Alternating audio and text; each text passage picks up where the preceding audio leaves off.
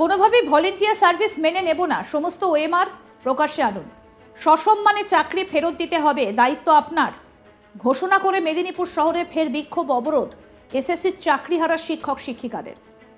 মেদিনীপুর শহরে জেলা শাসকের দপ্তরের সামনে দীর্ঘক্ষণ বিক্ষোভ দেখানোর পর জেলার ডিআই অফিসের তালা ঝুলিয়ে দেন তারা। ভেতরে রয়েছেন আধিকারিকরা।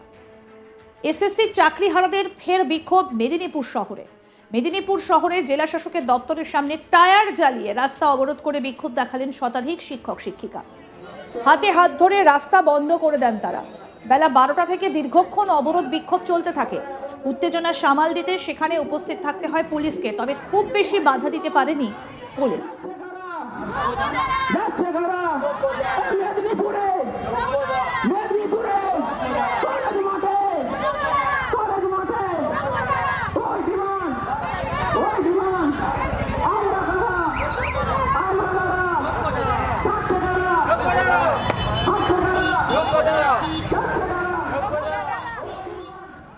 এরপর বেলা 1টা নাগাদ বিক্ষোভকারীরা সেখান থেকে কিছুটা দূরে থাকা জেলার ডিআই অফিসে হাজির হয়েছেন। সেখানে গিয়েও তালা ঝুলিয়ে দেন মূল ফটকে। ভেতরে সমস্ত আধিকারিকদের আটকে রেখে বিক্ষোভ দেখান তারা। দরজার সামনে বসে বিক্ষোভ দেখান সেই শিক্ষকেরা।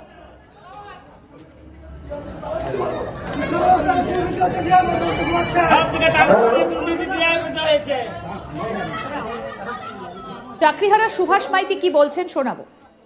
যোগ্য অযোগ্যর যে পার্থক্যটা, এখানে আমি মানবিক দৃষ্টিভঙ্গি তো পরের কথা, লিগ্যাল যে ভিউগুলো আছে সেটাই বলতে চাইছি। প্রথম কথা হচ্ছে যে সাবমিশনগুলো হয়েছে, সেই সাবমিশনে অনেক পরে যাই হোক করে মোটামুটি অযোগ্যদের একটা ব্যাপার বলা হয়েছে, বাকিদের বলাই হয়নি যে ওটা যোগ্য বলে। আমরা বলছি আমরা এটা বলতে পারছি না ওখানে যোগ্য অযোগ্য মিশে আছে নাকি।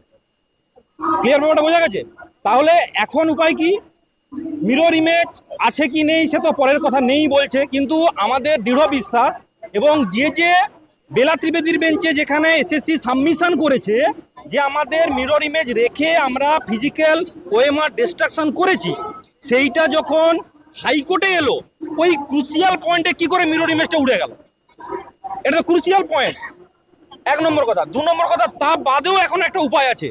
সিবিআই যে ডেটাটা উদ্ধার করেছে ওই data total group C, group D, এটা হচ্ছে আরএলএসটি, 9, 10, 11, 12 এসএলএসটি, এই টোটাল 22 লক্ষ ওএমআর কে প্রকাশ করে দিক। আপনাকে যোগ্য অযোগ্য বাঁচতে হবে না, কোর্টই বেছে নিবে। আপনি এটা প্রকাশ করুন, তারপরে যা হওয়ার দেখুন। আমরা ফিরতে পারি কি পারি না, আমরা যোগ্য বলছি, আমাদের যোগ্যতা প্রমাণ করার দায়িত্ব আপনার, আমার নয়। কারণ আমি পরীক্ষা দিয়েছি, কোশ্চেনও করিনি, খাতাও দেখিনি, নিয়োগকর্তা আমি। আপনার রেসপন্সিবিলিটি থাকে, শুধু আমার রেসপন্সিবিলিটি নয়। আমার রেসপন্সিবিলিটি আপনার। আমি যেমন ট্যাক্সের টাকাতে পড়াচ্ছি, আমি যেমন ট্যাক্সের টাকাতে ইউজ করতে পারি, সমাজে সেই জায়গাটা দিতে পারি, সেটা আমার রেসপন্সিবিলিটি। আপনার রেসপন্সিবিলিটি, আপনি নিয়োগকর্তা, আপনি দায় এড়িয়ে যেতে পারেন না। যেহেতু লিগ্যাল এক্সপ্লোর আছে, আপনি কেন এরকম ভাঁট বকছেন, ললিপপ দিচ্ছেন কেন? এটাই তো মূল কথা, আর তো কিছু নেই। ঘুরিয়ে পেঁচিয়ে ব্যাখ্যা করার কিছু দরকার নেই। শিক্ষক শিক্ষিকাদের দাবি, বেশ কিছু জায়গায় ডিআই অফিসের পক্ষ থেকে নোটিশ পাঠানো হচ্ছে বিদ্যালয়ে। ভলেন্টিয়ার সার্ভিস দেওয়ার নোটিশ দেওয়া হচ্ছে। আমরা এটা মেনে নেব না, কোনোভাবেই এই উদ্যোগ মানব না। সসম্মানে চাকরি আমাদের ফেরত দিতে হবে, না হলে আন্দোলন আরো বৃহত্তর হবে। উমা দাস চাকরিহারা কি বলছেন শুনবো। এর আগেও আমরা বলেছিলাম যে বাংলা আজকে দিদির হতে পারে, আজ বাংলা মুখ্যমন্ত্রী মমতা ব্যানার্জির হতে পারে, কিন্তু এই বাংলা কিন্তু মুখ্যমন্ত্রী গড়েননি। গড়েছেন ওইখানে স্ট্যাচু থাকা যিনি ক্ষুদিরাম, উনি এই বাংলা গড়ে দিয়েছিলেন। এই বাংলায় দাঁড়িয়ে এর আগেও আমরা বলেছিলাম 7 এপ্রিলের আগে যে দিদি হচ্ছে ললিপপ ধরানোর একটা জাস্ট বাহানা খুঁজছেন, গায়ে মাথায় হাত বুলিয়ে কোনো রকম ভাবে আমাদের আন্দোলনকে দমানোর চেষ্টা করেছিলেন। তো সেটাই উনি করলেন। উনি কাল একটা কথা বললেন যে আপনারা সবাই স্কুলে যান। কে আপনাদের আটকেছে? আমি লেটার দিয়ে আটকেছি? আরে আমরা যাচ্ছি না কেন? কারণ সুপ্রিম কোর্ট আমাদেরকে মানা করেছে, তাই যে আপনারা অযোগ্য। আমরা যোগ্য কি অযোগ্য সেটা প্রুভ করতে পারবে একমাত্র দিদি। আপনার কাছে সমস্ত ইনফরমেশন আছে। আপনি এর আগে ডিআই দ্বারা আমাদের স্কুলগুলো নিয়ন্ত্রিত হয়। ডিআই কে আপনি চিঠি করুন, যে সমস্ত হেড অফ দ্য ইনস্টিটিউশনকে চিঠি করুন, এই স্কুলে এরা এই টিচার হচ্ছে যোগ্য, ওনাদেরকে আপনারা পুনর্বহাল করুন, তাহলে এই সমস্যা ক্লিয়ার হয়ে গেল। যে উনি যদি HY কে চিঠি করে, আমাদের হেড অফ দ্য ইনস্টিটিউশনকে চিঠি করেন DI থেকে, যে পুনরায় যে সকল শিক্ষক যোগ্য বলে ছিল ওনাদেরকে আপনারা আবার স্কুলে নিয়োগ করান, জয়েন করান, তাহলে আমরা সঙ্গে সঙ্গেই জয়েন করে যাব। ওনার মুখের কথা তো কোনো দাম নেই, কোনো মানুষের মুখের কথার কোনো দাম থাকে না। আপনি রিটেন দিন, আমরা গিয়ে জয়েন করে যাব। নাহলে দেখুন, এমন একটা পরিস্থিতি হয়েছে, সুপ্রিম কোর্টের রায় আমি বাতিল, আমি কাল স্কুলে চলে গেলাম, কাল আমাকে পুলিশ এসে অ্যারেস্ট করে নিল। কিসের জন্য? যে আপনি ল ভঙ্গ করেছেন, ল ভায়োলেন্স করেছেন, সুপ্রিম কোর্টের রায় আপনি বঞ্চিত, আপনি কি করে স্কুলে আসতে পারেন, আপনি কি করে স্কুলে শিক্ষকতা করতে পারেন? তাও আমি ভাবলাম যে আমি গেলাম, গিয়ে আমাকে জেলে ধরে নিল।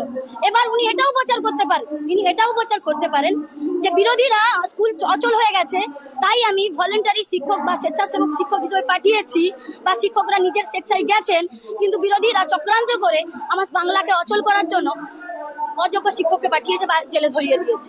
উনি এই ধরনের কথা বলতেই পারেন। দেখুন, রাজনৈতিক শিকার সে আমরা প্রথম থেকেই হয়ে এসেছি। দিদি পারতেন যোগ্য অযোগ্য আলাদা করতে, এখনো তো ওনাকে বলা হচ্ছে। আজকে দেখুন, আজকে যে ভাইটাল নিউজ, এটা আপনারা আমি চাইবো যে বড় করে দেখাবেন। এক্ষুনি জাস্ট খবর হলো যে ক্যাবিনেট অর্থাৎ যে মিনিস্টার, যারা যে সকল মন্ত্রী মিলে সুপার নিউমেরিক্যাল পোস্ট অর্থাৎ ভ্যাকেন্সি আছে যতগুলো, তার বাইরে, নিয়মের বাইরে, নিয়মকে ভঙ্গ করে এক্সট্রা ওনারা অনেক পদ তৈরি করেছিল। মানে আমার আত্মীয় একজন আছে কি, আমার পরিচিত কেউ আছে কি, টাকার বিনিময়ে কিংবা কোনো কিছু, এদের তো সিট ভ্যাকেন্ট অলরেডি হয়ে গেছে। তো আমরা মন্ত্রীরা বসে একটা আলোচনা করে নিজেদের প্রয়োজন মতো আমরা সিট ক্রিয়েট করে ফেললাম, এবং সেই সিটে নিজেদের পছন্দ মতো লোককে আমরা বসিয়েছি। সেইটা নিয়ে, সেটা তো আইনত অপরাধ। তো সুপ্রিম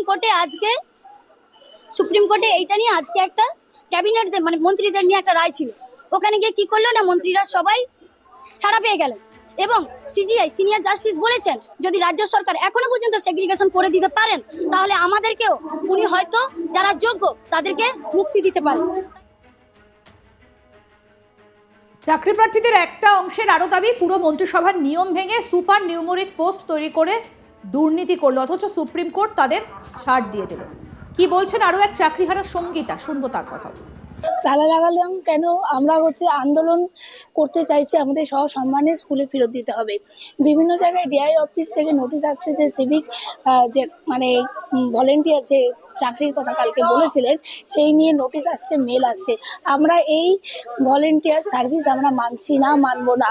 আমরা এতদিন পার্মানেন্ট চাকরি করে এসেছি, আমাদের যদি ভলেন্টিয়ার করা হতো তাহলে এই চাকরি পরীক্ষা দিয়ে যে 7 বছর দীর্ঘ চাকরি জীবন চালাতাম না, তাহলে তখনই আমরা ভলেন্টিয়ার। হ্যাঁ, ভলেন্টিয়ার করব, চাকরি আমাদের থাকুক, ভলেন্টিয়ার করব দুস্থ বাচ্চাদের, যেখানে যারা টিউশন পায় না সেখানে আমরা ভলেন্টিয়ারে জব করব। আমরা সমাজকে অবশ্যই সাহায্য করব, কারণ আমরা সমাজ গড়ি, আমরা শিক্ষক। কিন্তু আমাদের রুজি রোজগার যেখানে বন্ধ হয়ে যাচ্ছে, কোর্ট অর্ডারে যেখানে কষ্ট। আরো আপডেট পেতে দেখতে থাকুন আজ তাক বাংলা। সাবস্ক্রাইব করুন, নোটিফিকেশন পেতে বেল বাটন অপশন প্রেস করুন, হোয়াটসঅ্যাপও ফলো করুন আজ তাক বাংলা।